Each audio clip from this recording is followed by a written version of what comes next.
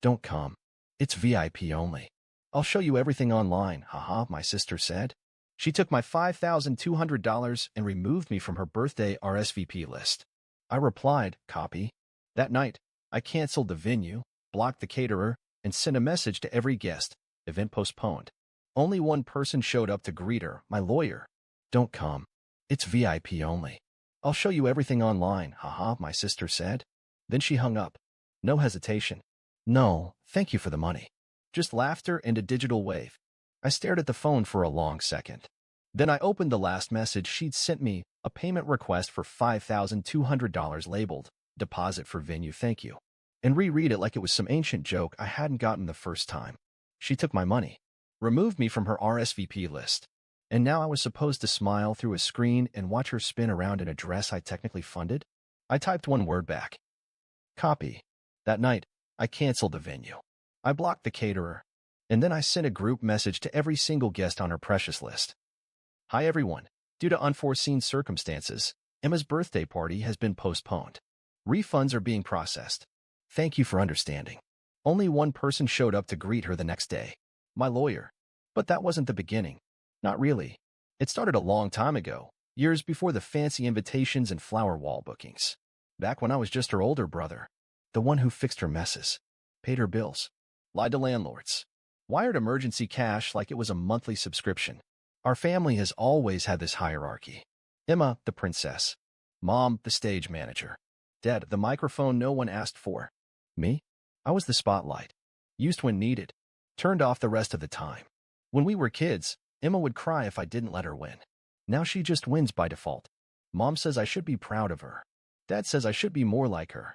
Last Thanksgiving, they sat around the table talking about how mature she was for planning a destination party on her own. I had paid for half of it. They knew that. But nobody mentioned my name. They toasted to her success and told me to carve the turkey. This year, she told me not to come at all. But what Emma doesn't understand, what none of them understand, is that I don't make threats. I make plans. And this time, the plan was already in motion. If you looked at my sister's Instagram, you'd think she built an empire from scratch. White loft. Twinkling lights. Acai bowl in front of a MacBook. Caption. Never stop building yourself. From zero to CEO. And I laughed. Because the zero was me. And the CEO was her fantasy. Over the last year, I'd sent her nearly $14,000, officially 4 marketing courses, a new camera, studio rentals for content, allergy treatments, and a brand consultant. Yes, apparently that's a real thing. I never asked too many questions. I was raised to feel guilty for saying no. And when I asked if she could at least credit me once, she said, "It's not sponsorship, it's brotherhood. Your family, right?" In our house, that was a rule. She was the star. I was the producer. But without a contract. Without rights. Without thanks.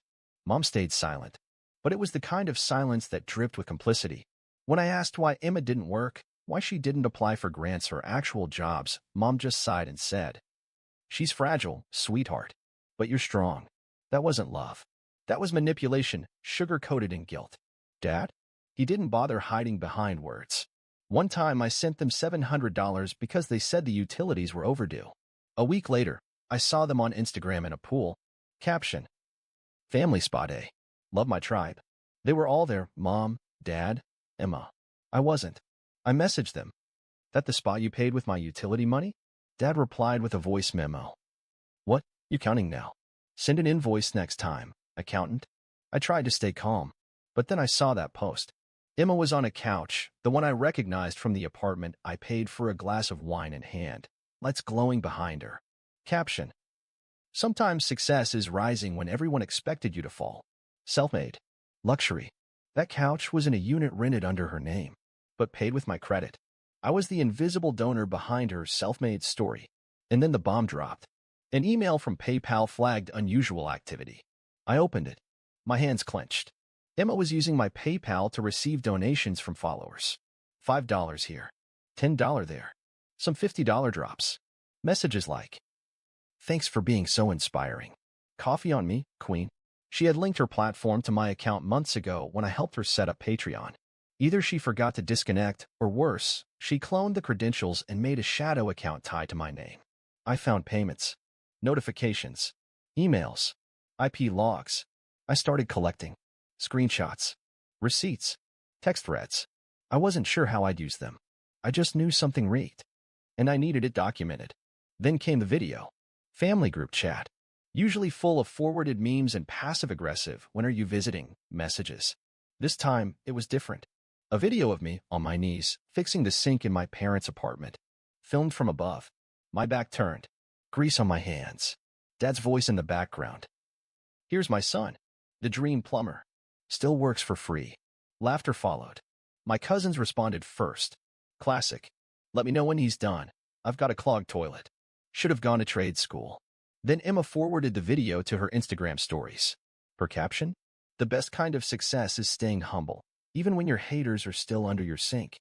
Hashtag family life." I threw up. For the first time in years physically. I didn't respond. Didn't call. Didn't yell. I opened a new folder on my desktop. Named it Witness Family. I filled it with everything. Screenshots. Payments. Subscriptions. Account links. Patreon messages. And one last file, the one that broke the mask. My parents were in on it. I found an email Mom sent Emma. Subject, as you asked, here it is. It included a copy of my passport, utility statements, and even a screenshot of my banking dashboard. She'd taken it the last time she borrowed my laptop for online recipes. And Dad? He sent Emma a photo of my ID card. Used it to register for a branding grant. Filed under my name. Emma received $3,000 for independent media growth. I never even knew about the application. Emma showed up at the venue in heels that didn't touch the ground. She walked like she was floating, hair blown out, skin glowing from her $300 pre-birthday facial, holding a purse she hadn't paid for. The studio was everything she wanted. White-walled minimalism, soft spotlights, a photo corner labeled Emma's ERA. She smiled to herself. "Let's make history," she whispered. And then she noticed the silence. No chatter. No clinking glasses. No playlist humming low in the background. No one. Just one man sitting in the far corner. Dark gray suit. Leather briefcase by his feet. He looked up when she walked in. "Excuse me," she said, confused but trying to sound confident. "Are you from catering?" "No," he said calmly, standing. "I'm Jacob Reeves, legal representative of Mr. Daniel Reyes." She froze. That name dropped like lead in her stomach. "Daniel." She blinked. My brother?" He nodded, and without another word, handed her a sealed envelope and a flash drive in a black velvet pouch. What is this?" she asked, already dialing her phone. Her hands trembled. "I'll let the contents speak for themselves." "You've been served," he said. And then he turned and left. She stood alone in the rented studio, surrounded by silence, holding a legal envelope and a tiny flash drive like they were grenades. The phone rang twice. Then, "Happy birthday, Emma," I said through the line, low and even. "Enjoy the quiet." "What is this?" she snapped. "Where is everyone?" "There is no everyone," I replied. "The venue is canceled. The guest list? Removed. The catering? Blocked. There's no party happening, Emma. Just the outcome of your own choices." "What are you talking about? You think this is funny?" "No," I said. "I think it's overdue." She tore open the envelope with one hand while gripping her phone with the other. Her eyes scanned the first page, then the second. Her face went pale. You got a lawyer involved," she hissed. "You're insane. This is harassment." "Keep reading." There it was. A compiled breakdown. Screenshots from PayPal showing her rerouting my funds. Patreon backend logs with IP matches to her apartment. Bank transfers she labeled as refunds, but pocketed. A grant registration under my full name, ID, and social security number with a forged signature. "This is fraud," I said. "On paper. In the cloud. On camera. I didn't mean to." "Oh, you meant every second of it. You bragged about it. You built a fake empire on stolen bricks. You told the world you rose from nothing while standing on my back." Emma started pacing. "Daniel, please. This doesn't have to be public. We're family. Can we just talk?" "I tried that," I said. "You laughed in my face. Then uninvited me from the party I paid for. You chose this path, and I just made sure you'd walk it alone." Her voice cracked. "This is cruel. You're humiliating me." "No," I replied, calm as steel. "You humiliated me every time you used my money and called yourself self-made. Every time you stole from me and called it support. Every time you used my name, my ID, to fund your fantasy. You can't ruin me like this," she whispered. I paused. You set this in motion. I just stopped covering for you. She screamed. You did this to me on my birthday? And I delivered the final blow with perfect timing. No, Emma. You did it to yourself. I just chose the date. Click. Call ended. She dropped the phone. The flash drive clattered onto the floor. She stood in the middle of the studio, silent, shaking, watching the white walls close in like a trap. No lights. No guests. No cameras. Just her. And the truth. When the call ended, she stood alone in the studio like a peeled open nerve. The silence wasn't peaceful, it screamed. The heels she'd worn to impress suddenly felt like anchors. Her makeup, applied for cameras and compliments, now felt like a mask she couldn't peel off fast enough. The venue was empty. The gift table, untouched. The flower arch, never delivered. The champagne, canceled. And in her shaking hand, a flash drive that held more weight than any of her fake brand partnerships ever had. She didn't cry. Not yet. That would come later, after midnight, when she sat on her couch, still in the same dress, refreshing her DMs and watching them dry up. That night, she called me 6 times. No answer. She posted nothing. Unusual for her. She didn't even log into her Patreon dashboard, the place she used to call her digital kingdom, because now she knew it was a house built on borrowed bricks and I had just torn out the foundation. The next morning, the notice arrived. Intent to pursue legal damages. Attached was a full summary. Unauthorized access to financial systems, identity misuse, digital fraud. Her email pinged again, PayPal. Her business account had been frozen for irregularities. Then Patreon suspended. Then Instagram flagged her business promotion posts for community violations. She stared at the screen, breath catching like she'd been punched. By noon, the panic turned to rage. She posted a photo, her eyes red, her hair messy, sitting on the edge of her unmade bed. Caption: I was betrayed by my own blood. Never thought my birthday would turn into a legal attack. The comments started light. We love you, Emma. Ignore the haters. But within hours, the shift came. Wait, your brother funded your business? Didn't you say you were self-made? Screenshots are forever. You said he was your personal ATM. And then silence. Again. The court summons arrived 5 days later. Reyes versus Reyes. It felt biblical. She tried to delay. Claimed illness. Emotional distress. Her lawyer requested a postponement. I didn't object. I had all the time in the world. Let her squirm. At the first hearing, she wore all white, like it was a red carpet event. Her voice trembled just enough to sound coached. She claimed I had supported her willingly, that she never imagined I'd weaponized generosity. I sat across the aisle in a sharp navy suit, expression unreadable. I didn't blink when my attorney pressed play on the exhibit audio, her own voice. He doesn't even ask. He just sends the money. He's easy to manipulate if you use the right words. The judge didn't flinch. What followed was a clinical takedown. Bank transfers traced from my accounts to her PayPal and secondary business aliases.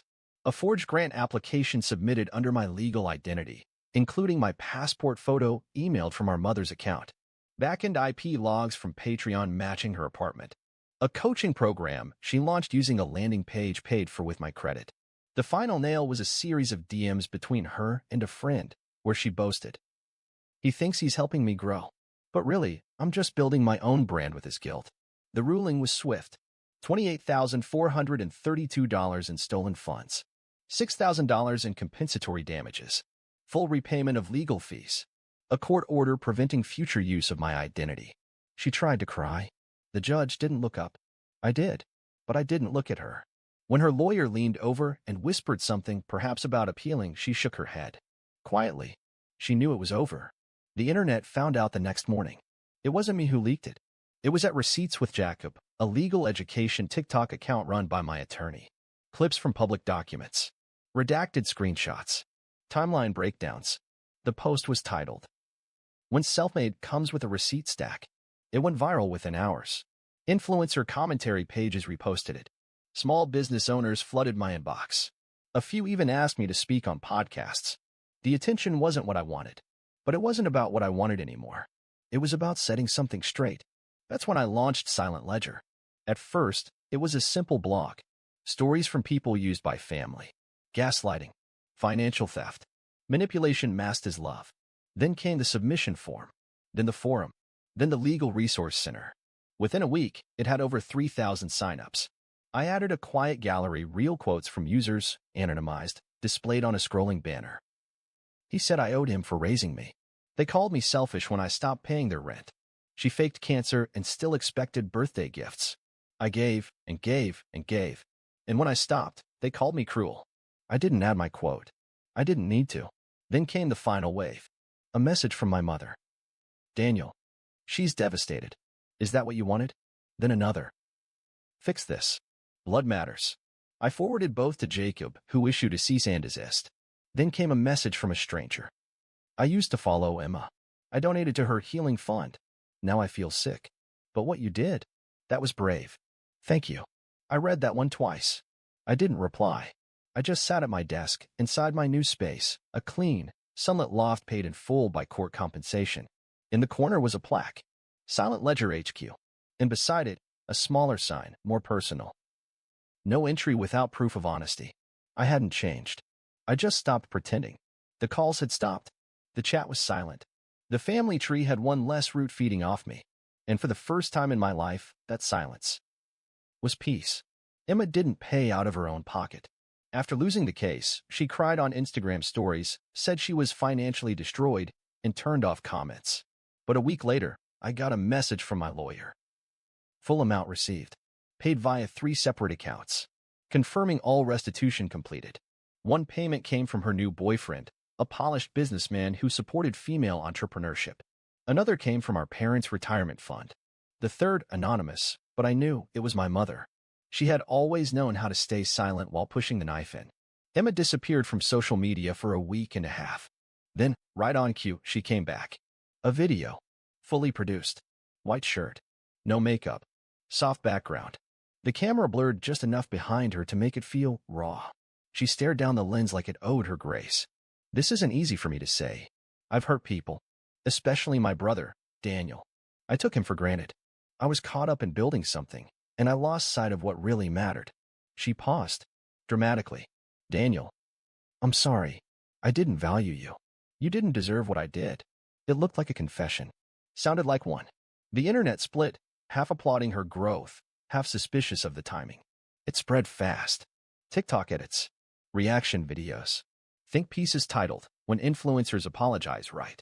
I didn't respond. I didn't even watch it. 3 days later, a new clip dropped. Not from her. Leaked footage. Same chair. Same lighting. The before. While the crew adjusted the camera, Emma joked. God, people are so dumb. Throw in a fake tear and they'll eat it up. Let's get this over with so I can go shopping. She laughed, adjusted her shirt, and added. Maybe I'll get nominated. Best Actress in a Redemption Arc. Then, okay, now record. The internet exploded. Unsubscribes. Screenshots. Angry followers who once donated. Old fans reposting DMs showing she lied, scammed, faked emotional breakdowns. Instagram? Suspended. Patreon? Deleted. Emma tried to play victim again, but this time, no one listened. I still said nothing. Instead, I posted a single screenshot, the thumbnail of her apology video, and captioned it. You almost fooled them. Almost. That post said more than 1,000 threads. My phone stopped buzzing. The family group chat, silent. No more, just checking in from aunts. No more guilt. No more noise. I live differently now. On my birthday, I turned my phone off and drove out of the city. To a small home in the woods. Paid in full. No co-signers. No favors. In the morning, I made coffee and opened the window. The silence wasn't empty. It was full of peace. By noon, I sat on the porch with my laptop. Messages poured into Silent Ledger, the platform I'd built. Because of you, I finally told my mother I'm not her emergency fund. I stopped paying for their lies. And I'm breathing again. I didn't reply to all of them, but I read every word. At sunset, I walked down to the lake. The breeze was soft. The air clean. On the way back, I stopped by the shed, unlocked the old safe, and pulled out a flash drive, the one that held it all. Screenshots. Audio.